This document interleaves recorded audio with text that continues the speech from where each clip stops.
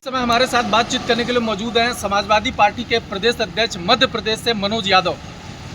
Sir, जिस तरीके से उत्तर प्रदेश में ब्राह्मण विधायकों की जब बैठक होती है तो उसको लेकर के जो प्रदेश अध्यक्ष है भारतीय जनता पार्टी के, वो चेतावनी जारी करते हैं कि ये अनुशासनहीनता हो रही है, हम कार्रवाई करेंगे विधायकों पे। उसके बाद प्रयागराज में माघ मेला में शंकराचार्य अभिमुक्तेश्वरानंद के शिष्यों के साथ लाठीचार्ज होता है, चुटिया पकड़ के खींची जाती, तमाम फोटो वीडियो वायरल हुए, आपने भी देखा। उसके बाद एक घूसखोर पंडित नाम की एक पिक्चर रिलीज होती है। हालांकि उस मामले में FIR हजरतगंज कोतवाली में दर्ज हो चुकी है, लखनऊ में। लेकिन आप इस मामले को किस तरीके से देखेंगे, क्या कहेंगे?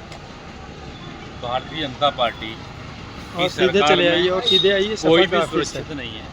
माननीय राष्ट्रीय अखिलेश यादव जी की समाजवादी विचारधारा, समाजवाद की जो परिभाषा है कि वो जाति धर्म को नहीं मानती है, सब समान होते हैं उसमें। जो पीड़ित है, जो राष्ट्रीय अध्यक्ष माननीय अखिलेश यादव जी कहते हैं कि पीढ़ीय विचारधारा, जो पीड़ित है वो पीढ़ीय में आता है। चाहे ब्राह्मण हो, चाहे ठाकुर हो, चाहे दलित हो, चाहे पिछड़ा हो, चाहे आदिवासी हो। तो इस सरकार में इनको फ़ायदा जिससे लगता है उसको काट की उल्लू की लकड़ी बोलते हैं ना, पकड़ा देते हैं।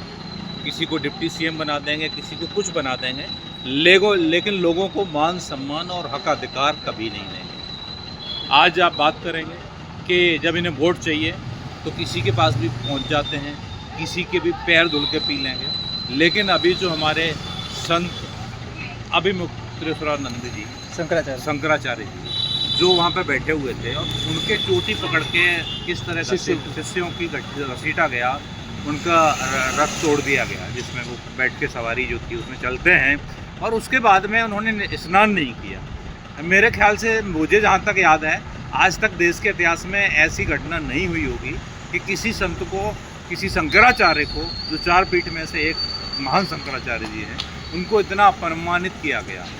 लेकिन ये लोग बदनाम करने की बात सिर्फ समाजवादी पार्टी को करते हैं। लेकिन ये ना तो संतों का सम्मान करना जानते हैं, न ब्राह्मणों का सम्मान करना आता है, न ही इन्हें पिछड़े दलित का तो आता ही नहीं है, ना आदिवासियों का आता है। उनके केवल वोट लेने का आता है और उनको बांटने का बात ये लोग करते हैं। और समय समय पर भारतीय जनता पार्टी और उनके लोग जो इस तरह की कोई ना कोई पिक्चरें भी रिलीज कराते रहते हैं, जिससे समाज एक न हो। जो आप बेरोजगारी की बात ना करो, अगर बेरोजगारी है तो रोजगार की बात ना करो, आप महंगाई की बात ना करो, आप जो डील जो हो रही हैं, अभी अमेरिका के साथ डील हुई है, इसमें कितनी बड़ी गड़बड़ियाँ हुई हैं, किस दबाव में डील की गई है, आप उसकी बात ना करो। तो समय समय पर ये लोग मुद्दों को डाइवर्ट करते हैं। अभी जो जनगणना होने वाली है, जो भारतीय जनता पार्टी ने एक फॉर्मेट जारी किया है, उसमें पिछड़ों का कॉलम ही नहीं रखा है, आप उसकी बात ना करो। इसलिए मुद्दों से ध्यान भटकाने के लिए समय समय पर इस टाइप के प्रोपोगंडा अपनाते रहेंगे और लोगों को आपस में जातियों से जातियों में लड़ाते रहेंगे, जिससे आप विकास की बात ना करो, आप सुरक्षा पे सवाल ना सर, सबसे बड़ा सवाल ये है कि चाहे समाजवादी पार्टी हो, चाहे कांग्रेस पार्टी हो, या कोई भी राजनीतिक दल हो अपने देश का या उत्तर प्रदेश का, वो अपने कोर जो वोटर हैं उनके हित के लिए जो भी होता है, जहां उनके साथ शोषण होता है, अन्याय होता है, उसको लेकर के आवाज़ उठाते हैं। लेकिन ब्राह्मण तो कोर वोटर है भारतीय जनता पार्टी का, तो भारतीय जनता पार्टी इस तरीके से बर्ताव क्यों कर रही है? क्या मानते हैं? हो सकता है कि उन्हें ऐसा लग रहा हो कि कहीं हमारी कुर्सी न छिन जाए, या उनको न्याय नहीं देना चाहते हैं। आप अभी देखेंगे जो लिस्टें निकलती हैं उसमें एक ही जाति के लोग ज़्यादा रहते हैं। कभी भी आप देखेंगे आरोप समाजवादी पार्टी पे लगाते हैं, लेकिन समाजवादी पार्टी कभी कोर वोटर, सभी को कोर वोटर अपना मानती है। और समाजवादी पार्टी की जो योजनाएं रही, आप उनको देखेंगे, उसने जाति देख के किसी को लैपटॉप नहीं दिए, जाति देख के एक्सप्रेस वे नहीं बनाया है, जाति देख के लोहिया पार्क नहीं बनाया है, जाति देख के हॉस्पिटल नहीं बनाए हैं। तो भारतीय जनता पार्टी जाति क्यों देख रही है? भारतीय जनता पार्टी की शुरू से या तो धर्म के नाम पे राजनीति करेंगे, जो लोगों को गुमराह करेंगे, वोट लेंगे। आप ये बता दीजिए, जब से मोदी जी बने हैं तब से एक ही राग अलापा जाता है कि भारत खतरे में है, हिंदू खतरे में है, कहीं ब्राह्मण खतरे में है, कहीं दलित खतरे में है। मतलब आप देखो, जिस पे जब से प्रधानमंत्री मोदी जी बने हैं तब से खतरा ही चलता रहता है।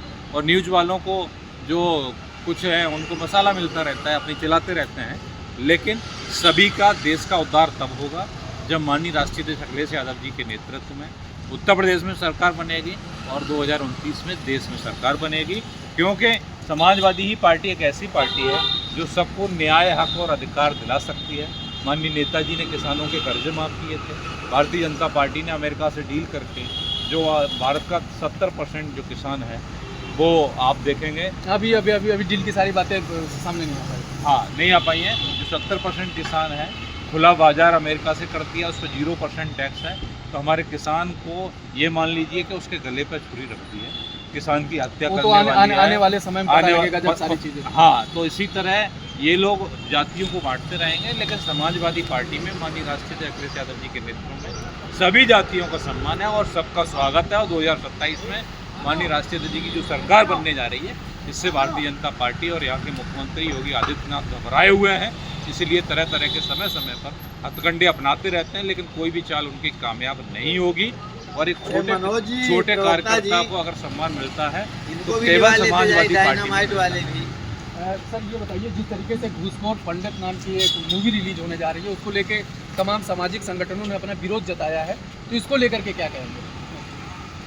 देखिए, हमने तो भी आप बता रहे, मैंने तो नहीं देखा, लेकिन मैं इतना जरूर जानता हूँ कि भारतीय जनता पार्टी रोजगार के मुद्दे पर, महंगाई के सवाल पर पूरी तरीके से फेल। आज युवा बेरोजगार होके कितना परेशान है, महंगाई से जनता कितनी परेशान है, किसी को रोजगार नहीं मिल रहा है। तो इन सारे मुद्दों से भारतीय जनता सवाल ये है कि 2027 का विधानसभा चुनाव लगातार करीब आता जा रहा है, तो ब्राह्मण के पास आज की डेट में विकल्प क्या है? वो भाजपा में ही रहेगा या किसी दूसरे दल में जाएगा या समाजवादी पार्टी में आएगा? सभी जातियों का सम्मान समाजवादी पार्टी में है और सभी जातियां समाजवादी पार्टी से बहुत तेज़ी से जुड़ रही हैं।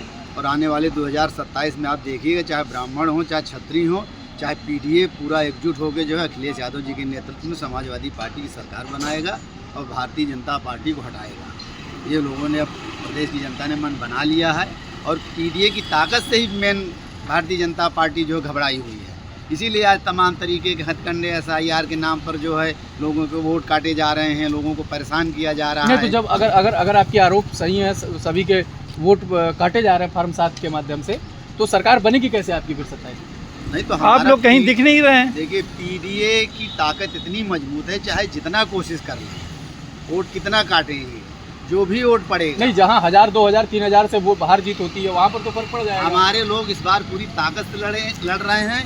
इनका कोई भी हथकंडा जो है कामयाब नहीं होने देंगे। और पीडीए, जो हमारा पीडीए समाज है, इतनी मजबूती से एक है। और उसके अलावा आज समाज का हर तबका, समाजवादी पार्टी तो जात धर्म की बात करती नहीं है, लेकिन जिन लोगों का भी आपने नाम लिया कि चाहे ब्राह्मण हो, ब्राह्मण का भी समाजवादी पार्टी में सम्मान है, क्षत्रियों का भी समाजवादी पार्टी में सम्मान है, वैश्य का, पीडीए के हर एक जात का, हर एक धर्म का समाजवादी पार्टी सम्मान करती है। और आने वाले 27 में भी ये सारे समाज के लोग पूरी ताकत से लग के अखिलेश यादव जी के नेतृत्व में समाजवादी पार्टी सरकार बनेगी।